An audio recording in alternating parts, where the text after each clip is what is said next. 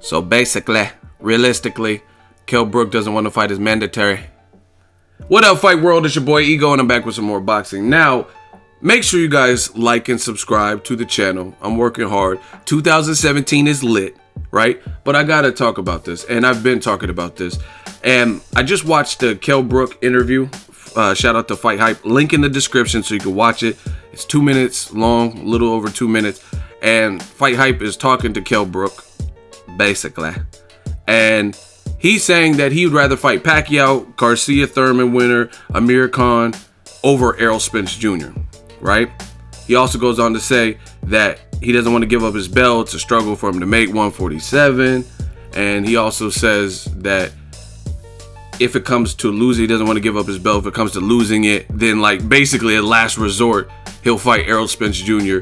because it has to make sense for him money-wise and excitement-wise. He said something like that. Excitement-wise, I think is what he said. Money-wise and excitement-wise. And if it has to be Spence, then that's his mandatory, and he'll fight the Spencer kid, right? That's what he's saying, right? And he also says that pretty much the Errol Spence Jr., people don't know who Errol Spence Jr. is, right? And at the end of the day, this is just my thoughts now. A link in the description in case you want to watch the interview. This is what I've been telling you. Top welterweights, top guys. And I really like the welterweight division. I really like the different players in the welterweight division. Kell Brook, phenomenal fighter. He went up there and he even said himself that he set the blueprint for Danny Jacobs on how to trouble or potentially beat Golovkin, right? And a lot of people agree with that. I mean, I agree that it took a welterweight to show some flaws in Triple G's game, and he looked a lot more wily and desperate. He didn't look as... Triple G is normally like really accurate. You know what I mean? He has that accuracy, you know what I mean? And he just looked... When he started looking frustrated, and the slickness and movement of Kell Brook and his defense and the way his skills are set up, it was bothering Triple G because he started like throwing caution to the wind, and I never seen him look that like desperate. Normally he has whether it's Willie Monroe, Dominic Wade, no matter what, he's cool, calm, collected, cool as a cucumber, cooler than the other side of the pillow, and he just places his shots even if he's under attack. You know what I mean? He's calculated and methodical. But in the Kell Brook fight, it looked like he was getting touched with like sneaky uppercuts, and he was like, see, I give Kell Brook credit because some of those shots, Triple G has power, and he was throwing, it looked like he was throwing with the worst intentions. Like, you've heard of bad intentions, these were worse than bad. He was throwing some like pure haymakers trying to get Kell Brook, the smaller man, out of there. And if some of those were like grazing, and a tribute to Kell Brook's like defense and his skill, if some of those would have connected, I have no doubt in my mind that the smaller man would have been like really out of there, right? So Kell Brook is a great fighter, but I call it how I see. Like Floyd said, I call a spade a spade. He does not want to fight Errol Spence Jr. I mean, there's nothing else from Eddie Hearn to Team Brook to Kell Brook. I mean, he's telling you. He says, I would rather fight Pacquiao, who, in my opinion, he beat Jesse Vargas, but he didn't look great. You know what I'm saying? Put it this way, did he look like Pacquiao versus De La Hoya? Or Pacquiao versus David Diaz? No. I rest my case, you know what I mean? And Pacquiao's now fighting Jeff Horn. So let's say Pacquiao the favorite beats Jeffrey Horn. My name is Jeff. Then what does that really mean? And that's the fight you want. So I understand there's money associated with Pacquiao. I get it. I get that. Right? Khan, he's coming off of a brutal knockout in a higher weight class. First time, he was like, oh yeah, I've never fought at 155, and I'm going to fight Canelo, and I have the ability. And then he got knocked out after a good start, right? Brutal knockout. I understand Kell Brook has been chasing that fight for a while, and I do think a lot of the early reasons why the fight didn't happen was because it sounded like Amir Khan kept saying, oh, fight a champion. Then he becomes a champion, beats Sean Porter, and then it's another, like, it's like constant hurdles and obstacles. You know what I mean? Amir Khan was like, oh, fight a champion, fight someone to know. Kell Brook does that, fight Sean Porter, becomes a champion. Oh, he's a champion, but he still needs more names. Or he said an interview and he disrespected me. I'm not going to fight him because he disrespected me. You know what I mean? So it was like he was putting up hurdles. So I get that. But fact is fact, Khan's coming off a bad knockout. It's still a money fight. It's still a domestic rivalry. It'll do solid numbers. But, I mean, the game has to... Thurman Garcia obviously is a great fight. And it'll be a unification. But I'm getting tired of boxing and boxing fans and politics. You know what I mean? And it's like everybody, I keep saying this, and I'm going to keep saying this as long as I have a channel. Everybody wants to be Money Mayweather, but they don't want to go through the pretty boy Floyd stages. And that's not how the game operates. Like, Floyd Mayweather beat everybody he wasn't supposed to beat. From, some people even had Ricky Hatton, Miguel Cotto, and Shane Mosley, Zab Judah.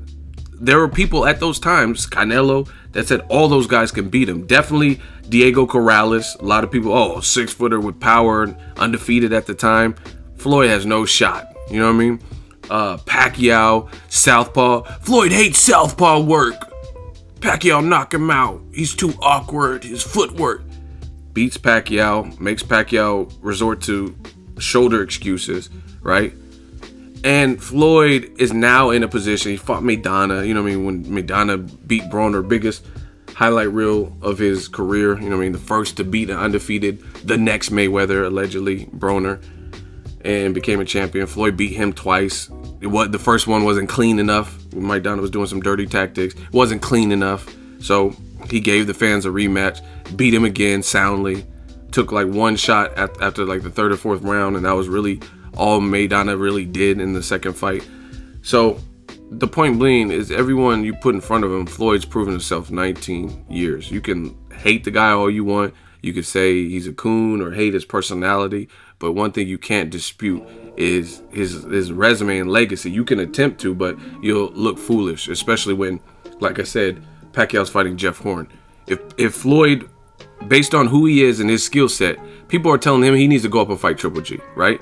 So imagine if he couldn't even fight Berto without media outcry and fan outcry, right? This outpour of emotions, because Floyd Mayweather was fighting a two-time former world champion who's younger, maybe even faster, strong, nice uppercut, and he couldn't even fight Berto. So if he fought Jeff Horn, you already know what the deal would be. But it's just like now these fighters seem like they want to be in such a boss position that they're not doing what's going to help their young legacy as much as the next thing.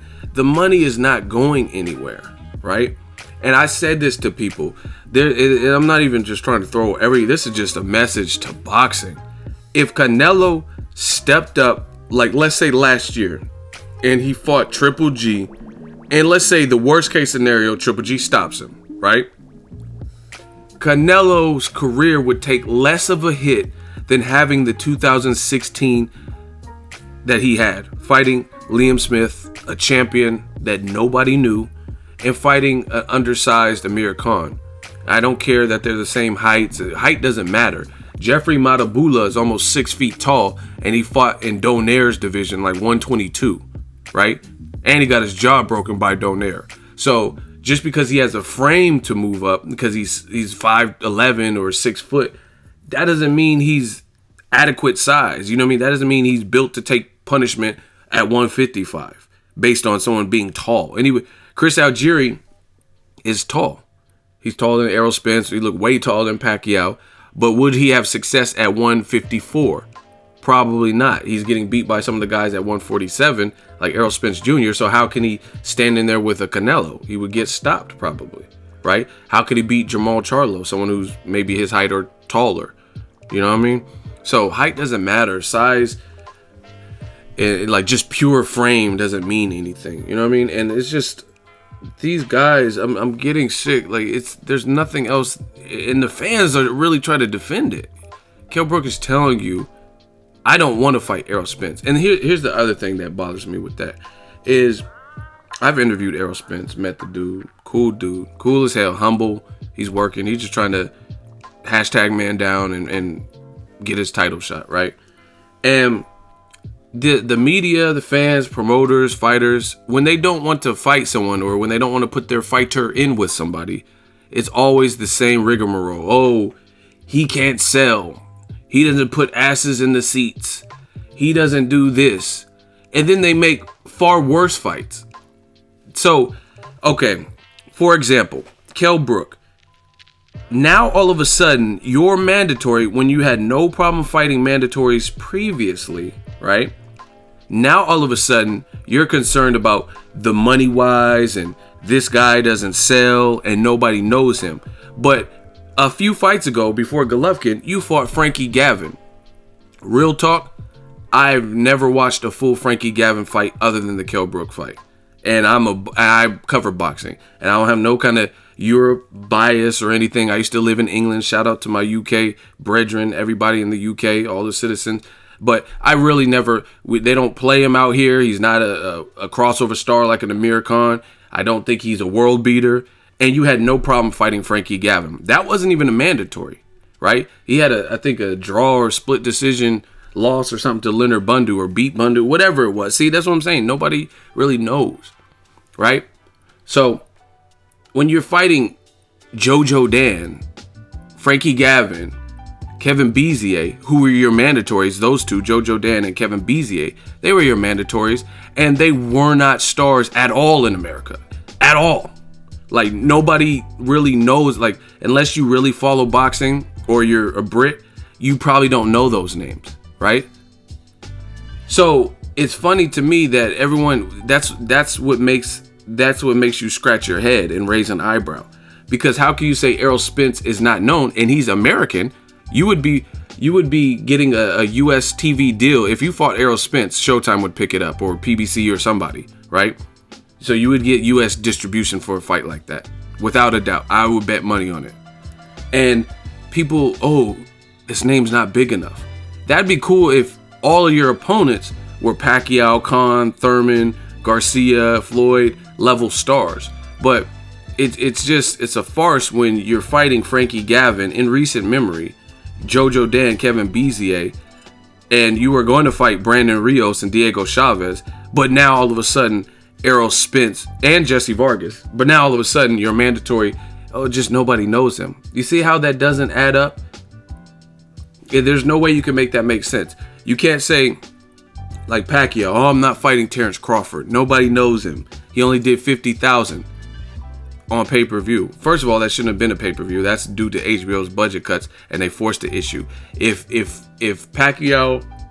Crawford versus Postal was on regular HBO, it would have did 800K to 1 million plus views on regular TV where it should have been. So that's not Crawford's fault. They prematurely rushed it. There's interviews actually before that fight where Bob Arum was like, oh, Crawford's a hell of a Crawford, he's a hell of a fighter, but he's not ready for pay-per-view. You know what I'm saying? And he's saying all this, and then they put him on pay-per-view, obviously out of need and necessity. But again, Pacquiao and his team, oh, who's Crawford? He's only sold 50,000. Well, that's 50,000 more than Jeffrey Horn has done in the U.S. You know what I mean? And that's who he's fighting. You can't say like, oh, who's Crawford? Who is he? No one knows him. And he beat an Olympic gold medalist in splendid fashion. And he came from behind in that fight because Gamboa was piecing him up. You know what I mean? Spun him around, knocked him down 4 times. And beat a Postal and beat some, you know what I mean, middle of the road guys, journeyman or whatever in exciting fashion. But you fought Chris Algieri off of a split decision. That's what's ruining aspects of boxing, is because people will justify this. They'll justify this behavior. Now all of a sudden Kell Brook is not in a rush to fight his mandatory. And it's kind of like, oh, who is this Errol Spence? But when the fans were saying that about your fight with Bezier or Gavin, then that argument was, why didn't you say, oh, I can't fight Frankie Gavin, nobody knows him? You know what I mean? The Bezier fight or Jojo Dan, one of them got picked up by Showtime. You know what I mean? So it's beyond just a domestic thing at that time because it was on US TV. You can't be like, oh man, Showtime's picking up my fight. I got to fight somebody that is known in the States. You know what I'm saying? That's just my 2 cents. It's very apparent Kell Brook and other welterweights do not want to fight this man, Errol Spence Jr. And the funny thing is, the reason why, like, if you listen, when I do videos like this, the reason I care, like Pacquiao Crawford, Canelo Triple G, Kell Brook versus Errol Spence Jr., is because they are all good fights where either guy could win. A lot of people, oh, you hate Kell Brook. Basically, I don't hate Kell Brook. It has nothing to do with it. He's a good ass fighter, and I want to see him up with another good ass fighter. You know what I mean? People say that some of the fans and what you guys justify. Like, just be real. I don't care if you're the biggest fan in the world. That's like, I have my barber, right? My current barber, and I don't really let too many people touch my head. Pause. And I've been going to her for years or whatever. Let's say somebody comes in and they want this real creative haircut, a flat top with a part and all this stuff, and she does it or attempts it. It's not really her specialty, her deal, and it doesn't look good. You know what I'm saying? It is what it is. You could be like, oh, that's my barber, but that doesn't mean you have to ride with every like twist and turn in every single decision that they make. These are all good fighters, but Kell Brook, he could be your favorite fighter. You could have posters on your wall. You could pray to Kell Brook shrines before you go to bed. But real is real and fact is fact. And it doesn't look like he wants to fight Errol Spence Jr., right? He's saying, here's a list of people I would rather fight. I struggle to make 147. I don't want to hear that, because at the end of the day, you struggling to make 47, who cares? Because at the end of the day, you still have a title there. And more importantly, you're talking about fighting Khan there, Pacquiao there, Thurman Garcia there. So you're gonna have to make it. Let's say you get the Pacquiao fight, you're gonna have to make the weight then. So that's still a cop out. Like, it'd be one thing if he's like, you know what, I'm not fighting none of them fucking welterweights because I can't make welterweight. I'm going to 54. I'm gonna fight the Charlo. Okay, that's cool. You absolutely can't make it, but you can't just peek your head in and, oh, I want to fight 4 people at welterweight, but weight's so hard to make, I'm not gonna do it for Errol Spence, my mandatory. You see the logic in that? This is frustrating, man. I hope Kell Brook makes the right decision. Amir Khan came off a brutal knockout. It is what it is. You're coming off a knockout. But see, someone else was like, what? How can you say Khan should take a tune-up and Kell Brook shouldn't? Very simple. Whoever said that in my last Kell Brook video. Very simple. Kell Brook did not get stretched by Golovkin. He sustained an injury, which he got repaired through surgery, right? And he did not get knocked out where he was asleep. He didn't even get knocked down versus Golovkin, right? And besides, nobody told him to go up and try to dare to be great and all this and move up 2 divisions. That's his decision. That's his career path. Him and his team last minute threw it together. Basically, when Chris Eubank Jr. decided that he wasn't fighting Golovkin, or the Eubanks wanted too much or whatever. So that's his career choice. And more importantly, Amir Khan is not a full recognized champion at the welterweight division. He has like a WBC interim belt or whatever. He does not have a mandatory that's been his mandatory for a while, right? Kell Brook does. So the reason why Amir Khan is, no, I'm saying he should get a tune-up, is because he was badly injured at a height, like badly knocked out at a higher weight division, and he doesn't have a mandatory.